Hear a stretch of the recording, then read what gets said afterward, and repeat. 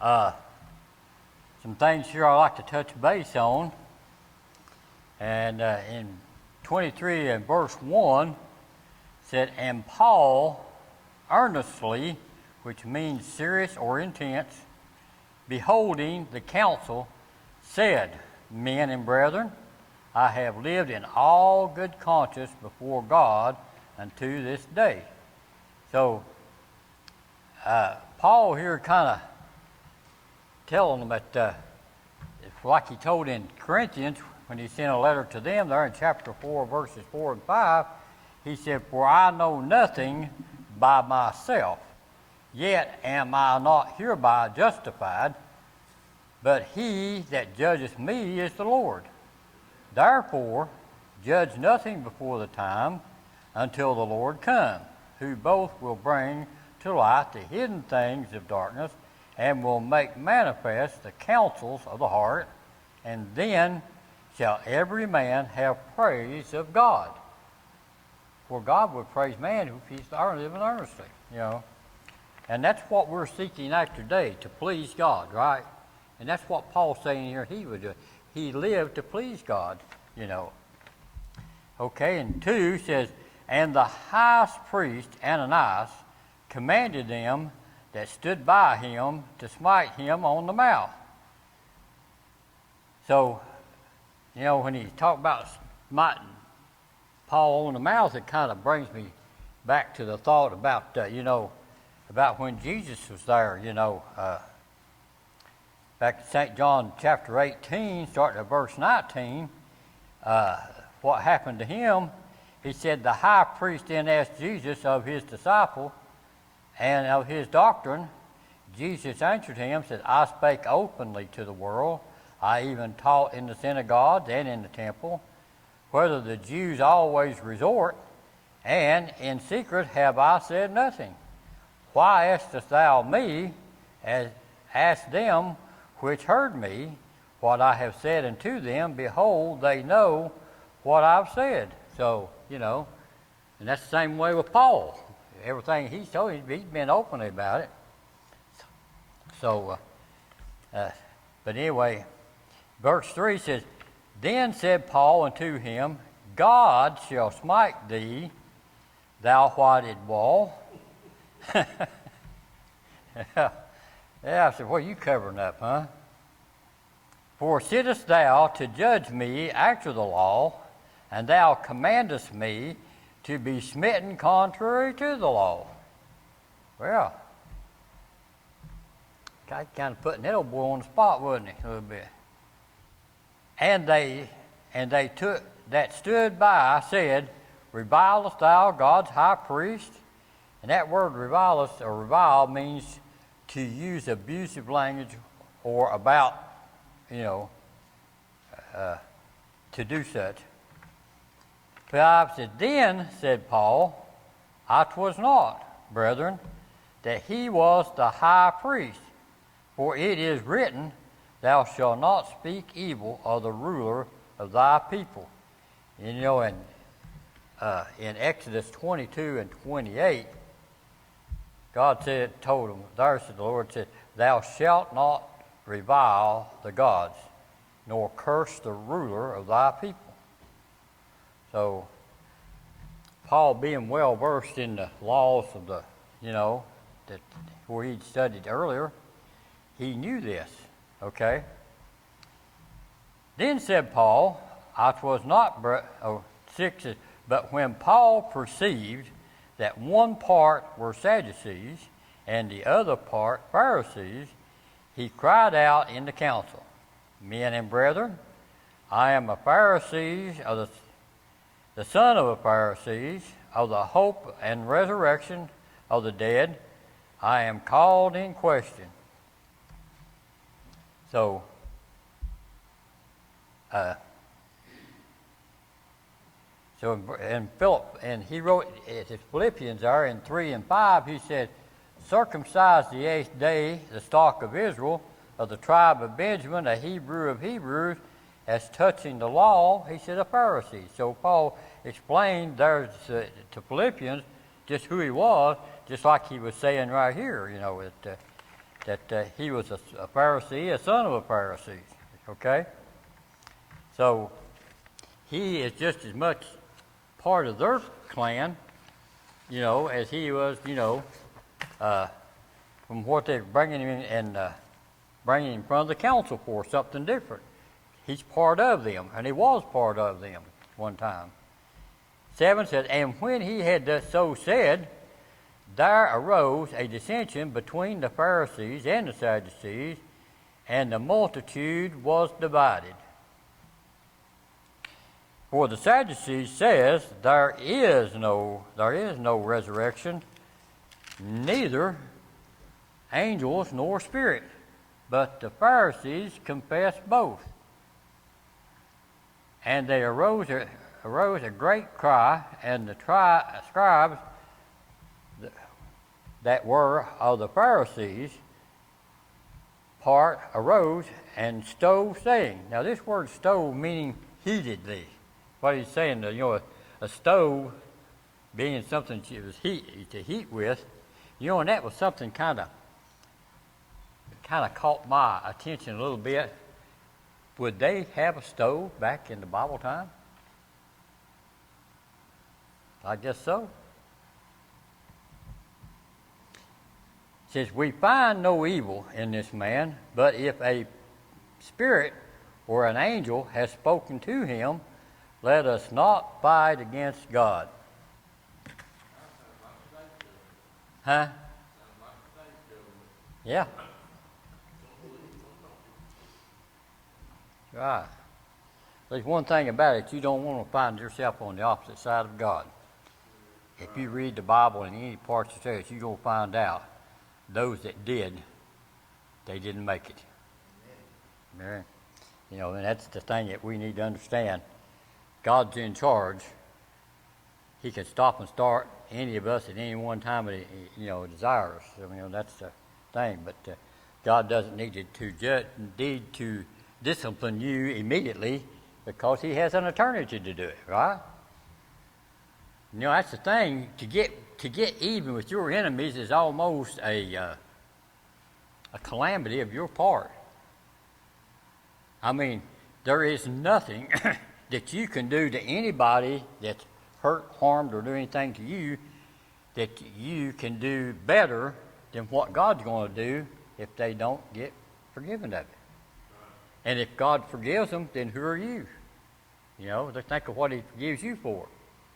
That's the thing that we need to remember. God's in charge.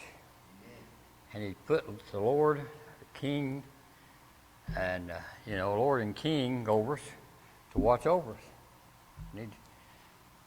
Number 10 said, and when they arose a great dissension, the chief captains, fearing lest Paul should have been pulled into pieces of them, commanded the soldiers to go down and to take him by force from among them and to bring him into the castle. And the night following, the Lord stood by him and said, be of good cheer, Paul, for as thou hast testified of me in Jerusalem, so must thou bear witness also in Rome. Well, here in this vision, the Lord just told Paul what he was wanting to hear in the first place, right? He was wanting to come to Jerusalem, then go to Rome. So now the Lord has told him that he must go and testify for him in Rome, right? So Paul gets what he wants, gets to see Rome again, and so kind of like a desire that he had in his heart, the Lord now is going to fulfill, okay?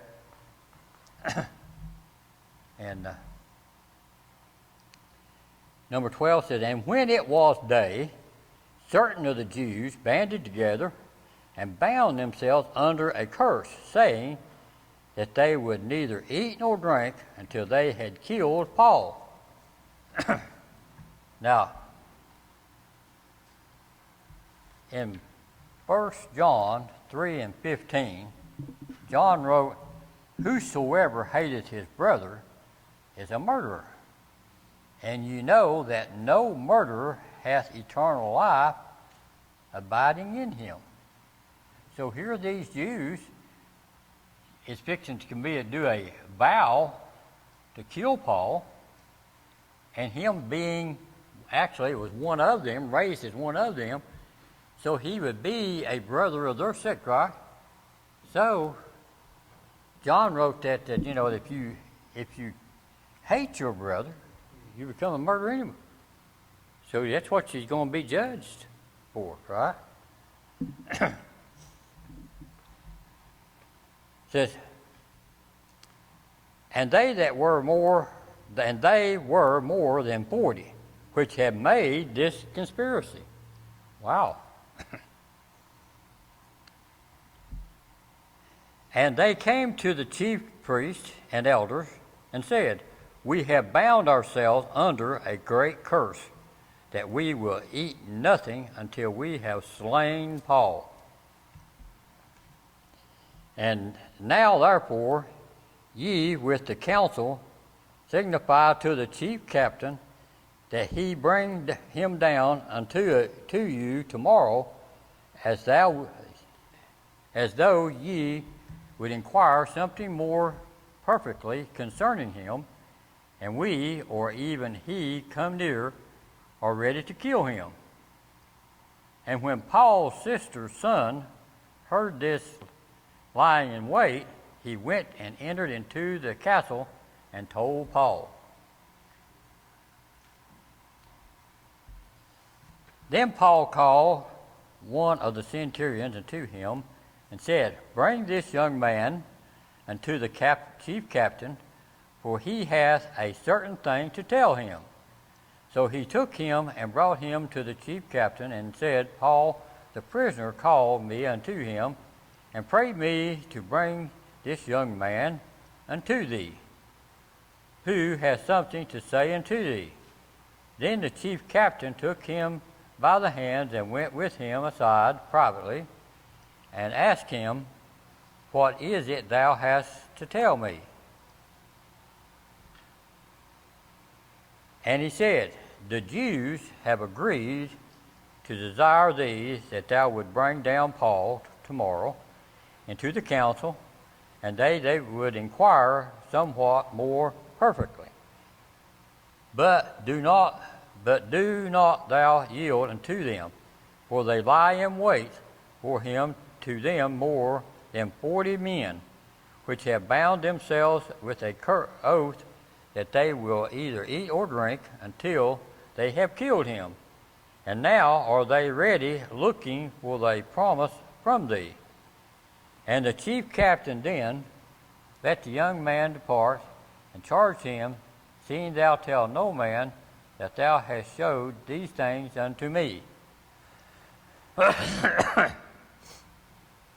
Now these 40 men that think that they have devised a way to kill Paul, with the help of the chief priest, and then Paul's nephew, he kind of steps in here and comes to his rescue. And I think it is kind of in the guidance of the Lord here, that the chief captain believes what he tells him, what he's heard. So kind of feel like the Lord's hand is involved here in this deal. He's kind of watching over Paul and perhaps protect him.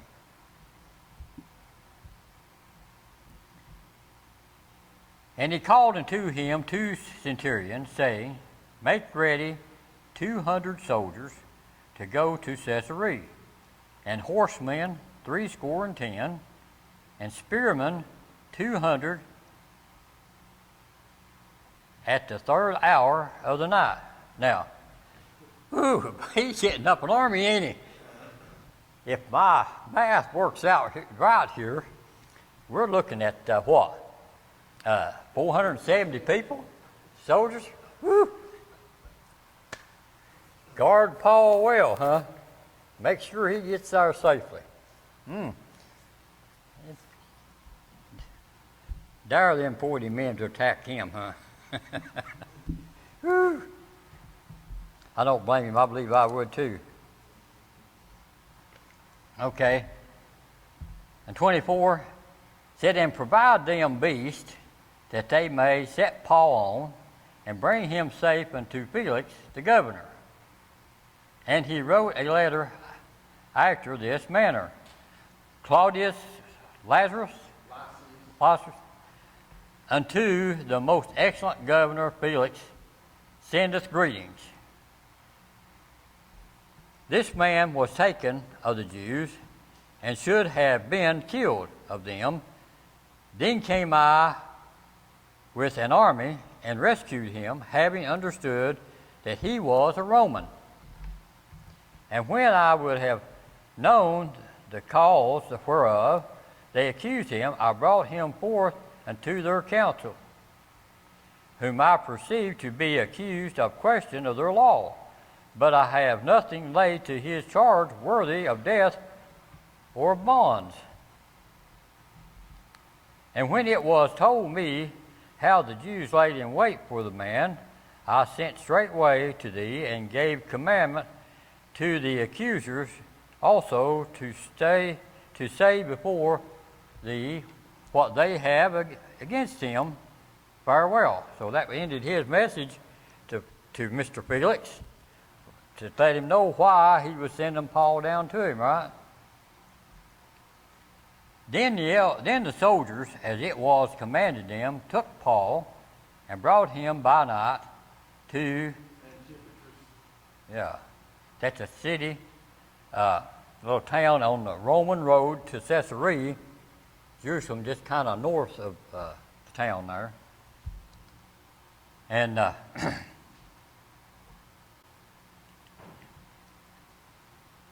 says, on tomorrow they left the horsemen to go with him and returned to the castle, who, when they came to Caesarea and delivered the epistle to the governor, presented Paul also before him.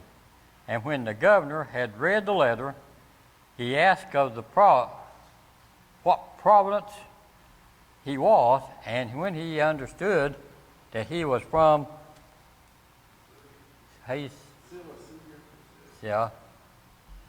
I will hear thee. He said, when thine accusers are also come. And he commanded him to be kept in Herod's judgment hall. So Felix has got him, and he's going to wait till the people come down there to making accusations toward him. And so now he's going to be tried in front of the governor. Now in 24, we're going to hear what they're going to say against him, right? In 24:1 says, and after 5 days, Ananias the high priest descended with the elders. Now, he came down from Jerusalem down to where Paul was being kept there in front of Felix. And with certain orator named, who informed the governor against him. Now, this orator that they're talking about here is a kind of an eloquent speaker, public speaker man, somebody that put things in the proper order in front of the governor to get his attention, to lay all the information in front of him in the right order to get Felix to more or less to be on their side, they thought, by using him, I'd say. And also, so in 2 says, and when he was called forth, what is his name? Tertullus began to accuse him, saying, seeing that by thee we enjoyed great quietness, and that verily worthy deeds are done unto this nation by thy providence. Now, the old boy here is kind of laying it on thick, ain't he? Kind of thanking him for blessing their country and, blessing them, with what he gives them every year. So he's kind of trying to get on the good side of him. 3 says, we accept it always and in all places, most notable Felix, with all thankfulness. So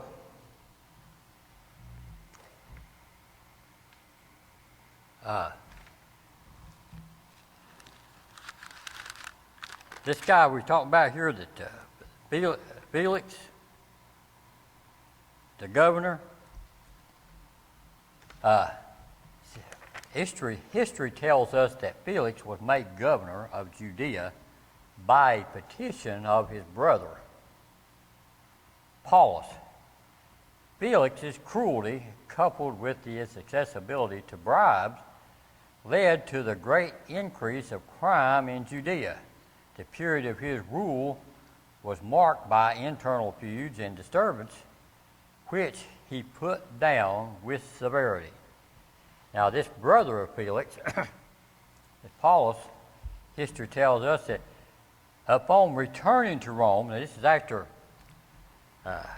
Festus takes over, Felix was accused of using a dispute between the Jews and the Syrians of Caesarea as a pretext to slay and plunder the inhabitants. But through the intercession of his brother, boy, thank goodness for the brother, Paulus, who had great influence with the Emperor Nero, had escaped unpunished. So, boy, old Felix would have been glad his brother, hey, he had the brother, right? Got him the job, and then when he did it wrong, helped him get out of the trouble that he caused himself.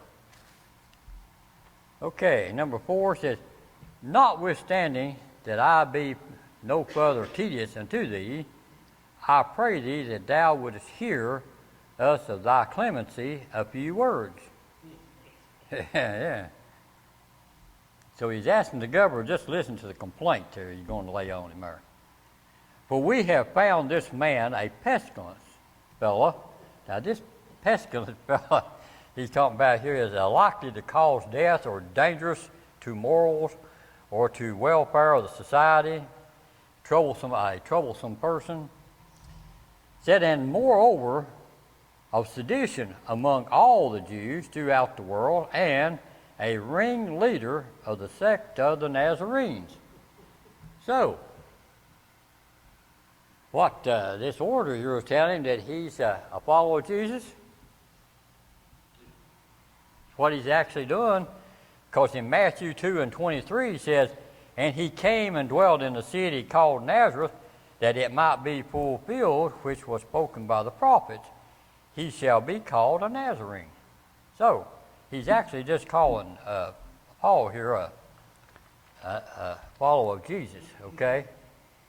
So, in other words, so in verses 6 says, who also hath gone about to profane the temple, whom we took and would have judged accordingly to our law.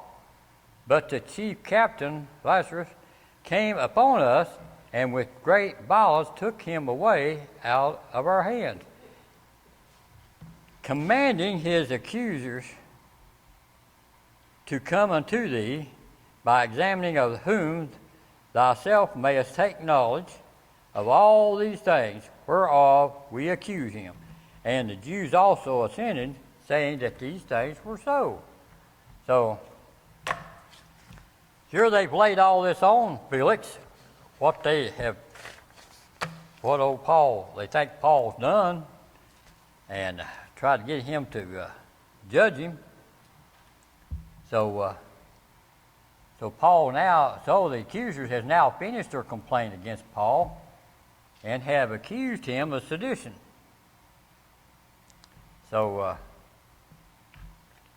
but here in verses 10 says, then Paul, after that the governor had beckoned unto him to speak, answered, for as much as I know that thou hast been of many years a judge unto this nation, I do more cheerfully answer for myself.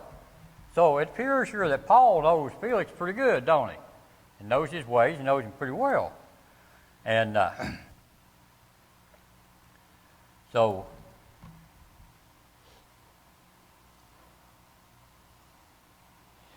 because that thou mayest understand that there are yet but 12 days since I went up to Jerusalem to worship. So he's telling Felix here already, he's only been there in their town for 12 days. And they neither found me in the temple disputing with any man, neither rising up the people, neither in the synagogues, nor in the city. Neither can they prove the thing whereof they now accuse me. So, Paul is here just explaining that the charges of sedition is false, right? But this I confess unto thee, that after the way which they had called heresy, so worship I the God of my fathers, believing all things which are written in the law and in the prophets. So in other words, he believes what they believe. The Pharisees, you know, him being a Pharisee, that's what he believes, okay, and have hope toward God, which they themselves also allow, that there shall be a resurrection of the dead, both of the just and the unjust. Well, so what Paul's telling me here is what he believes, believing in on the Lord, from the Lord Jesus Christ. But yet, what we know today that John confirmed in the book of Revelations in chapter 20.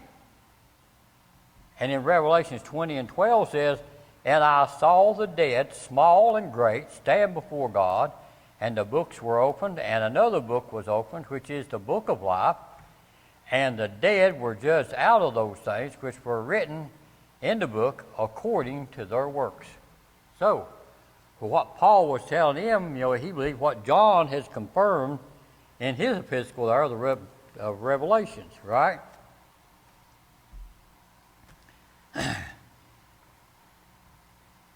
And 16 says, "And herein do I exercise myself to have always a conscience void of offense toward God and toward man." So in other words, he don't feel like, that he is empty, or he's not a stumbling block toward men, and he hasn't stumbled in his work toward God, right?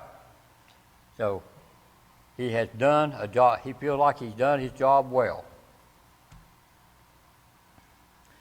Now, after many years, I came to bring alms into my nation and offerings, whereupon certain Jews from Asia found me purified in the temple, neither with multitude nor with turmoil. And turmoil means noisy or trouble, making trouble. Who ought to have been here before thee, and object, if they had aught against me. Or else let these same here say, if they have found any evil doing in me while I stood before the council. So Paul is putting the council and this orator here, buddy, on the spot, isn't he? He's really putting them in the hot seat in front of the governor. He said, "Except it be for this one voice that I cried standing among them, touching the resurrection of the dead, I am called in question to you this day." So Paul here, he's actually putting the Sadducees especially on the spot, isn't he? "And when Felix heard these things, having more perfect knowledge of that way, he deferred them." In other words, he's putting it off and said, "When Lazarus, the chief captain, shall come down, I will know the uttermost of your matter." So in other words, he's going to have the guy that sent him down there, this chief captain, to come down there and testify in front of him of the things of what he says, kind of like a witness, a chief witness here, that he can trust in what he's going to tell him.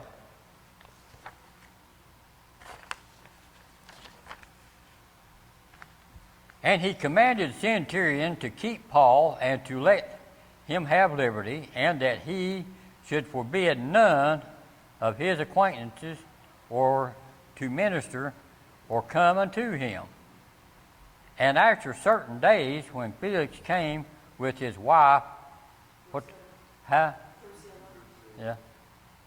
Which was a Jewish, he sent for Paul and heard him concerning the faith in Christ. So, evidently, what Paul was telling Felix before in his witnesses, it has struck an interest in Felix, ain't it? He wants to know more about what Paul is. Now, you know, Felix had been governor there for a long time, so he knew about who Paul was before being Saul. So, why did he change from one and go into the other, and yet, you know, still, it's changed his way of thinking and everything. What's changed him? This is what Felix is trying to find out here, right? So, they're going to question him a little more. Okay? And as he reasoned of righteousness, temperance, and judgment to come, Felix trembled and answered, Go thy way for this time. When I have a convenient season, I will call for thee again. So evidently, what Paul told him has struck a nerve of concern, isn't it, to him about Jesus and what he believes in. He hoped also that money should have been given him of Paul. So he was hoping that Paul kind of maybe give him a little money to kind of, under the table, so to speak, to kind of think Paul's way and go his way, a little bribe, so to speak. That he might loose him, wherefore he sent for him the oftener, in other words, many times, and communed with him. But after 2 years, Festus came unto Felix's room, and Felix, willingly to show the Jews a pleasure, left Paul bound. So, Felix here is another guy here in the Roman status, and he's also going to be the successor of Felix as the Roman governor of Judea there. Well, I guess I'm about run out of time, right?